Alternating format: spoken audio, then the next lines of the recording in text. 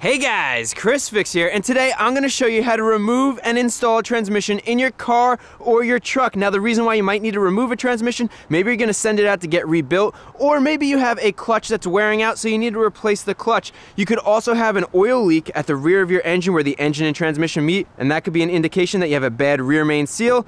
You could have a bad pilot bearing or a bad throwout bearing, which is exactly what happened to my Mustang. Listen to this. So if we're in neutral and we go to start the car, take our foot off the clutch, and that's a bad throwout bearing. Watch this, if I press on the clutch, it goes away, but when I take my foot off the clutch, it comes right back. So before I cause any damage, I'm gonna shut this off, and let's get that fixed. Now, in order to replace the throwout bearing, as well as the other parts that I mentioned, you need to drop the transmission out of the car or truck. But don't worry, it's not that difficult. I'm gonna show you all my tips and tricks on how to remove the transmission and then how to install it so that you'll be able to do this at home yourself. And here are all the tools that you're gonna need. You're gonna need a ratchet, a good socket set, some extensions, and you're definitely gonna want one of these universal joint extensions to get to the hard to reach bolts. You're gonna want a couple of wrenches, torque wrench, and possibly a breaker bar. You're also gonna need a jack and jack stands. You're gonna need a drain pan and some transmission fluid, and I highly suggest getting a transmission jack. I see a lot of guys try to take the transmission out using a regular jack. A lot of times the transmission will fall over. You could crack the case. That would be a very expensive mistake. This is inexpensive. I'll link it in the description. Totally worth the get. You could strap down the transmission. It'll just make your job that much easier. With the amount of money that you're saving, it's totally worth the investment. And that's just about everything you're gonna need to remove and install a transmission. So with that being said, let me show you the 10 steps to remove the transmission.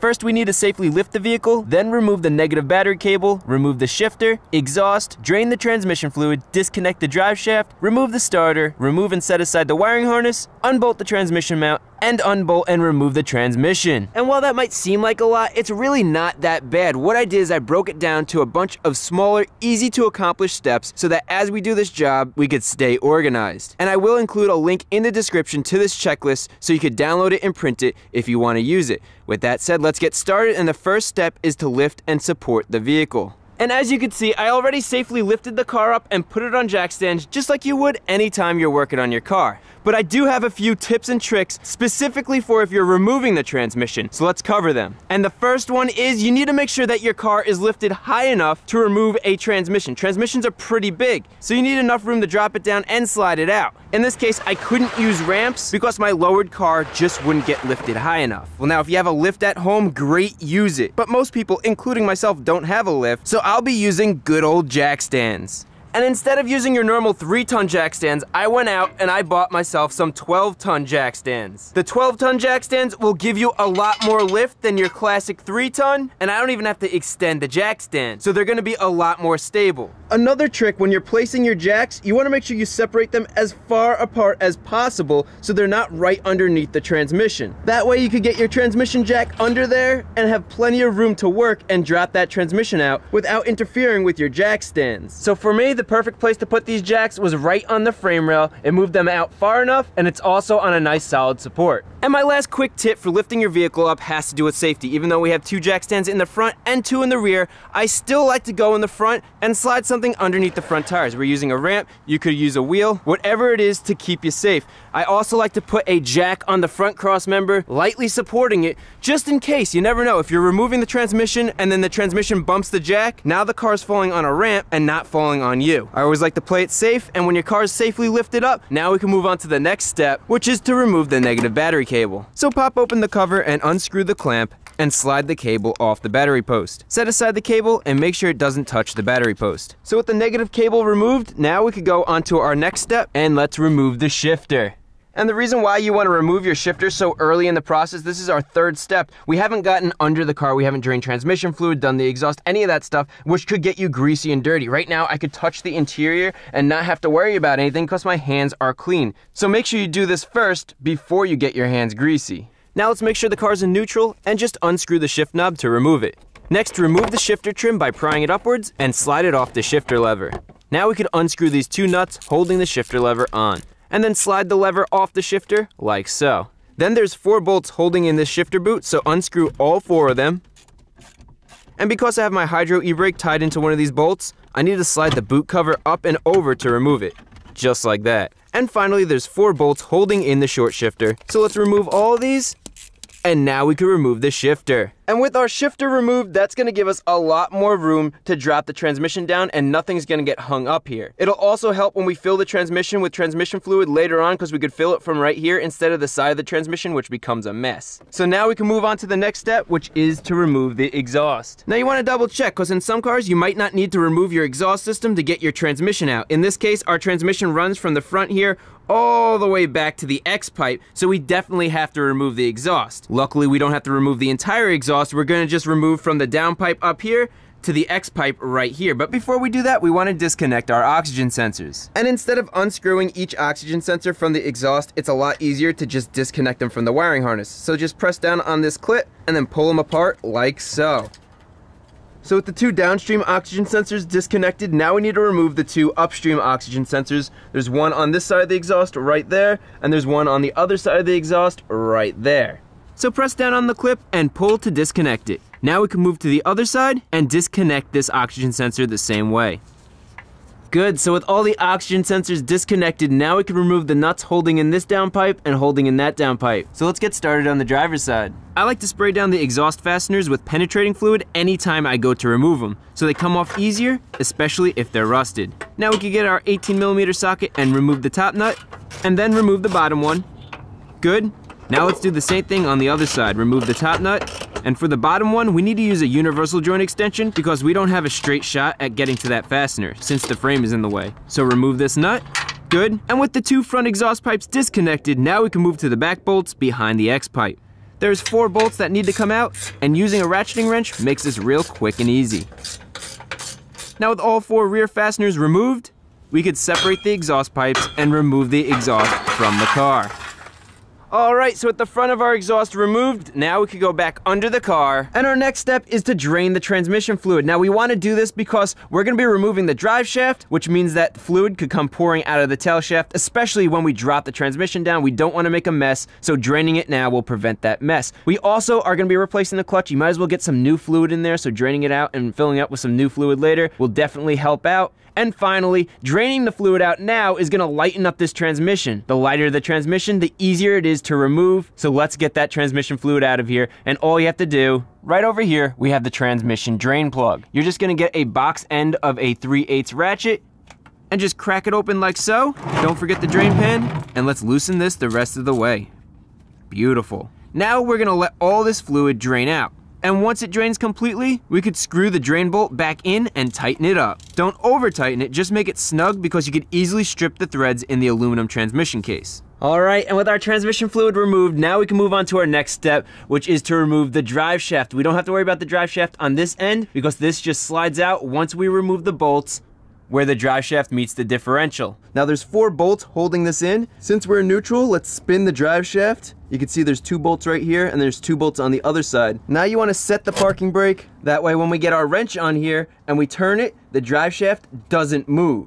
And one thing to keep an eye on with drive shaft bolts, a lot of times they're not the normal 6-point bolt that you're used to. In this case, we're removing 12-point bolts. So just make sure that you're using a 12-point wrench or a 12-point socket when you're removing these bolts because a 6-point will strip this out.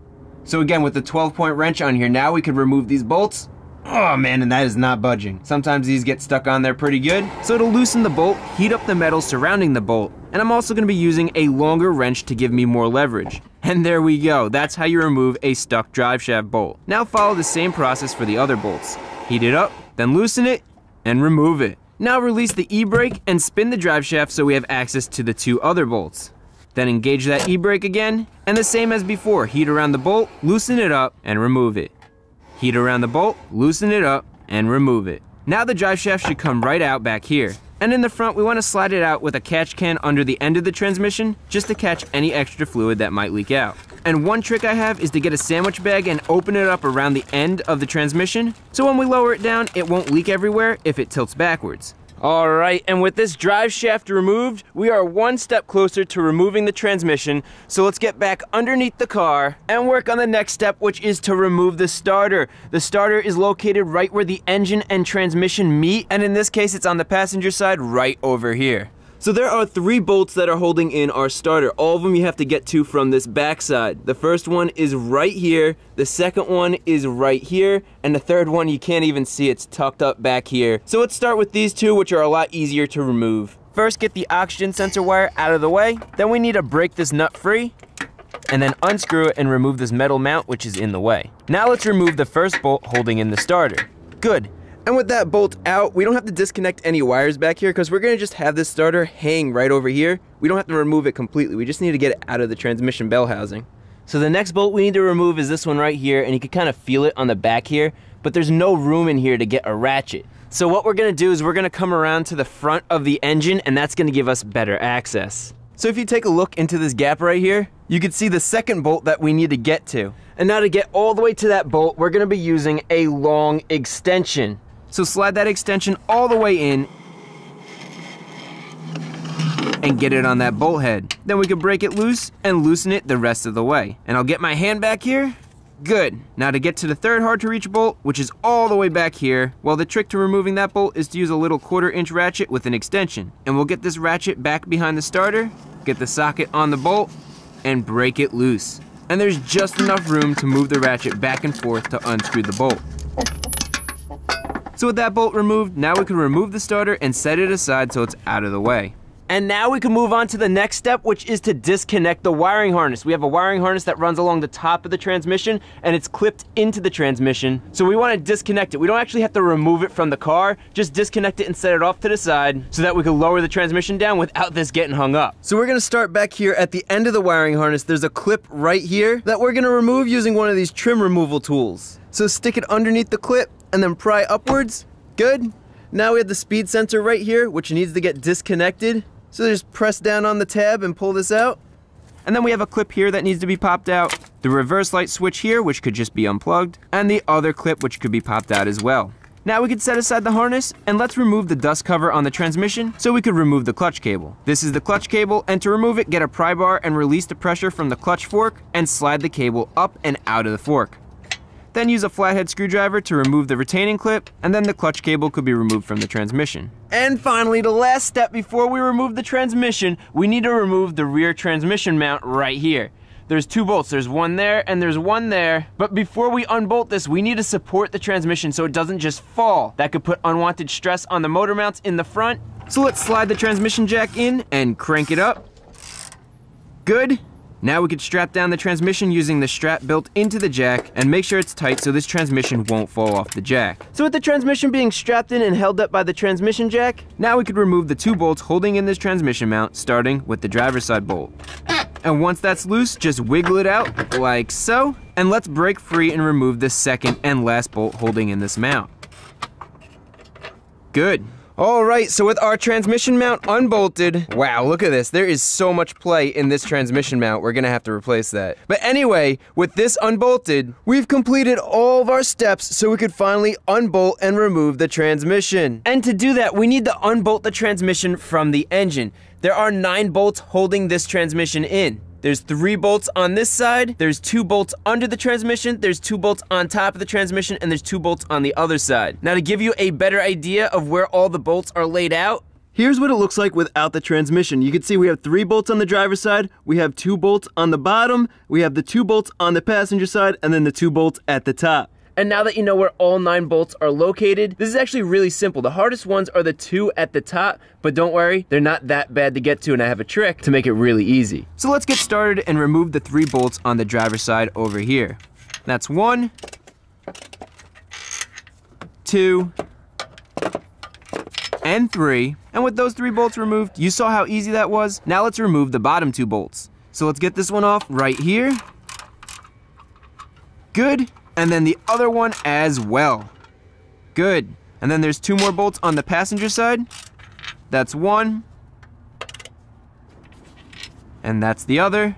All right, now we only have 2 more bolts on the top of the transmission, and we can't see them on the passenger side, so we have to go to the driver's side in the back. And if you look all the way on the top, you can see the bolt head right there, And the other bolt, which is right next to this bolt, you can't see, it's on the other side of the transmission, but it's right next to it, only a few inches to the side. So there are two ways to get to the two top bolts. The first way is to lower the transmission down a little bit with the jack so it tilts the motor and tranny backwards, and then get a really long extension with a universal joint at the end.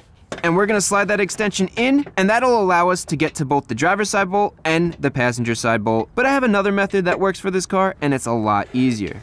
And the second method is to grab a long ratcheting wrench and get to both of those bolts from the back of the engine bay. So we're gonna start with the passenger side bolt, just get that wrench on there, and let's break it free. Perfect. This is way easier than trying to do this from below the car. Now do the same thing on the driver's side.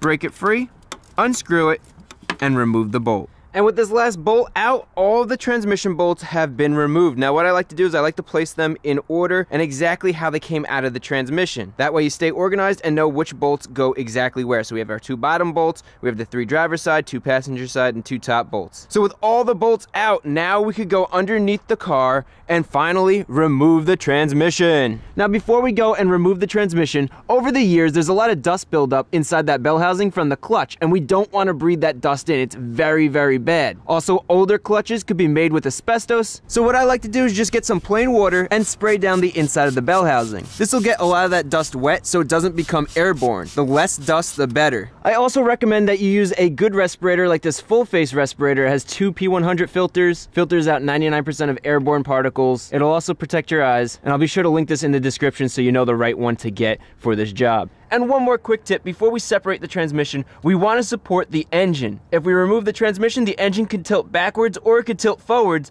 and could cause damage. So just use your jack with a piece of wood to evenly distribute the load on the oil pan and lightly jack up the engine. We don't want to press hard on it, we just want to support it. Now we can finally separate the transmission from the engine, and I like to use a pry bar to get it started because sometimes they could get stuck on there. Then wiggle the transmission loose a little and pull it straight back. And again, from the other side, I'm using a pry bar to separate it even further. Now with a little pulling and wiggling, beautiful, the transmission should come right out just like that. So let's lower it down and we can remove it from under the car. Alright, with the transmission removed, now you want to replace the parts that went bad, like this throwout bearing. Look at how much play is in here, and that was definitely what was making the noise, so we need to replace this with a new one. Now is also a good time to check for play in the input shaft. The engine spins this, so it's an important part of the transmission. There should be no play. Oh man, that's not good. There shouldn't be this much play in the input shaft. You see how much movement there is up and down and side to side? On a good transmission, this wouldn't budge. So that means that this transmission needs a rebuild. So luckily, with the magic of editing, out with the old and in with the new. So I ended up getting a completely rebuilt transmission. Everything inside of here is brand new, and you can see the input shaft now has no play at all in it. Perfect. And since I had to remove the transmission to replace the throwout bearing, I figured now would be a good time to replace the clutch, pressure plate, flywheel, rear main seal, and pilot bearing, but I'm not gonna cover that in this video. I made an entire video on how to replace a clutch and all these other parts, and I'll be sure to link that video in the description so you can easily find it. So I'm gonna get all of these parts into the car. Good, and now we could go and install the new transmission. Now the old transmission has a few parts we need to move over from the old one to the new one, and the first thing being this transmission mount. So let's remove the mounting bracket by removing these two nuts. Good. And then the mount itself is held in with two bolts, so let's remove those and the mount comes right off. Now we want to remove the speed sensor located on the side of the transmission. So remove the single bolt holding it in, and the sensor should pull right out. So let's transfer this over to our new transmission, remove the plug, push the speed sensor in, and finally snug up the bolt holding this in. Good. Now let's install the transmission mount, and if you guys remember, this transmission mount was shot. I mean, look at that, it came right apart in my hands. So out with the old broken mount, and in with a nice brand new one. So let's go get this installed. So screw both bolts by hand, and I am using medium strength thread locker on these threads. Then we can torque down both of these bolts to 80 foot-pounds. Now add the lower bracket, and then that gets torqued to 50 foot-pounds. And the last thing we need to do is install our new clutch fork and throwout bearing, and that just slides right in, just like that. Beautiful, now we could go and install the transmission. Now before we go and try to mount the transmission up against the engine, what I want to do, there's a metal support bar right here which might interfere with trying to mount up the transmission. So I'm gonna quickly remove both bolts that hold this in. It takes a few seconds and it'll make our lives so much easier. Now we want to get the transmission in place, so jack it up so it's level with the clutch and the input shaft lines up with the pilot bearing hole. For my car, if I jack up the front of the engine to tilt the motor a little bit, like that, it lines up better with the transmission so the transmission could go straight in. Now here's an inside view of the installation. You want the input shaft to go through the pressure plate and clutch and push all the way onto the engine, like that. Again, but from the outside, we want to line up the transmission and wiggle it as we push the transmission up against the engine mounting surface, like that. And you want to make sure the transmission is completely seated against the back of the engine. There should be no gap here. You don't want to put bolts in and tighten the bolts down and close a gap. There should be no gap at all around the entire perimeter of the transmission. So now we could hand tighten all of the bolts around the transmission. And on these bolts, you want to be sure to use medium strength thread locker. That way the vibrations of the engine and transmission won't loosen the bolts while you're driving. And let's hand tighten the 2 bolts on the passenger side as well. And finally, we could hand tighten the 2 bolts at the top of the transmission. Here's the first top bolt, let's get that in there, hand tight. And here's the second top bolt, again, get it in there, hand tight. And since we're up here, let's torque down the first bolt, but there isn't room for a torque wrench, so I'm just gonna do it by feel, and it should be about 46 foot-pounds. Good, now we could use a torque wrench and torque the rest of these bolts in a crisscross pattern to 46 foot-pounds. Don't tighten the bolts right next to the last one, instead tighten the bolt across from the last one, so you know the transmission is mounting to the engine evenly. And we'll finish up here with the other top bolt. Good. All right, with those main transmission bolts torqued, now we have these 2 last bolts we need to tighten down, which hold the bottom of the separator plate to the transmission. So tighten these down, but don't over tighten them because they're threaded into the aluminum bell housing. Good. And we're almost done. All that's left is just installing everything that we removed. I'm gonna quickly go through this. It's gonna be nice and easy. There's gonna be a little bit of a difference because we do have to add transmission fluid. I'll show you how to do that. It's really simple. So let's get all this done so we could go for our test drive. Now before we go and lower this transmission jack, we want to install the 2 bolts holding in the transmission mount so the rear of the transmission doesn't fall. And so I don't have to mention it over and over, basically all the bolts that I'm going to be installing are going to have medium strength thread locker on them because it's going to prevent those vibrations from loosening it up, and it also prevents the threads from getting rusty if you live in an area where there's a lot of rust. So let's get these 2 bolts in and then torque them down to around 40 foot-pounds.